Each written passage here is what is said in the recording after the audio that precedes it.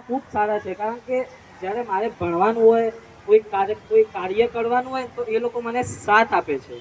એવું નથી કે ભાઈ તું કરી દે, તો પોતાની રીતે જોઈ લે, આમ મારા પાછળ ધ્યાન આપે છે. એટલે સંસ્કાર મળવા જરૂરી છે, અને એ સંસ્કાર મને મળ્યા છે એ બદલ હું ખૂબ આભાર માનું છું મારા માતા પિતાનો.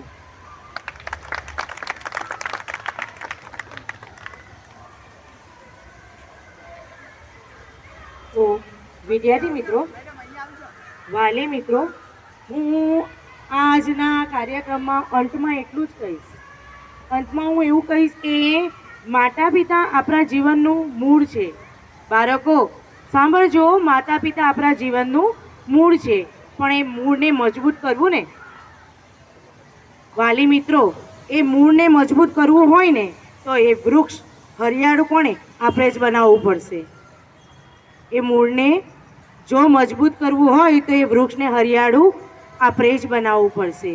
હવે આ કાર્યક્રમનું પૂર્ણાહુતિ લેતા હું યોગ વેદાંત સમિતિના સભ્ય દ્વારા અમારા પરિવાર વિદ્યાર્થીઓને અપાયેલા સારા શિક્ષણ બદલ ખૂબ ખૂબ આભાર. હું વેદાંત સમિતિના સભ્યોનો ખૂબ ખૂબ આભાર માનું છું.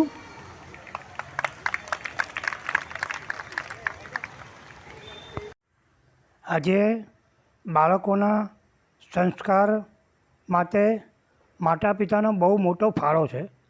આજે જો માતા પિતા એમને યોગ્ય દિશા ન આપી શકે, તેમજ એને યોગ્ય જગાએ શિક્ષણ ન આપી શકે, યોગ્ય જગા તો આજે તમારા પર છે આધાર કે તમે એને સંસ્કાર કેવા આપી શકો છો.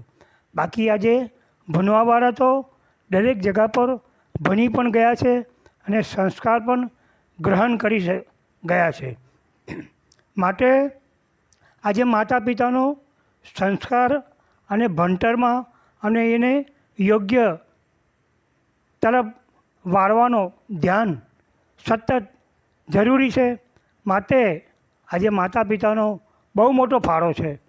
પહેલાં જ્યારે શરૂઆતમાં સંસ્કારી ચેનલો તેમજ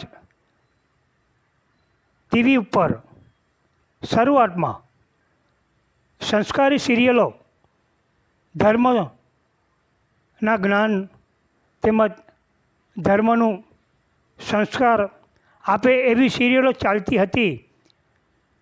ત્યારે તે વખતે કેટલાક સંસ્કારી માતા પિતા બની ગયા, એના પુત્રો પણ આજે સંસ્કારી છે. ત્યાર પછી 2000ની સાલ પછી જેટલો બગાડ થયો છે એટલો આપના ધર્મનું જ્ઞાન ઓછું પીરસવામાં આવ્યું છે. તેના કારણે આપણો દેશ આજે અધર્મ પર ઊભો રહ્યો છે.